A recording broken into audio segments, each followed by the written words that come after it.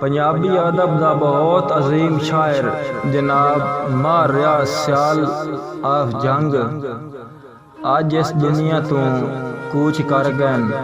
अल्लाह उन्होंने जन्नत फिरदौस विच आला मकाम देवे ते उन्हां दी याद विच उन्हां दे दो दौड़े तुहाडे सारे मेहरबाना दे नज़रे तवज्जो करो।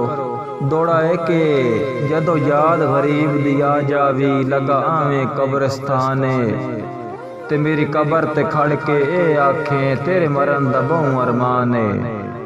फट कबर वैसी ते आवाज आसी कुर्बान वंजा कुर्बाने रियाज दा माई किवें आवन होए दस मोयां दा मेहमान है।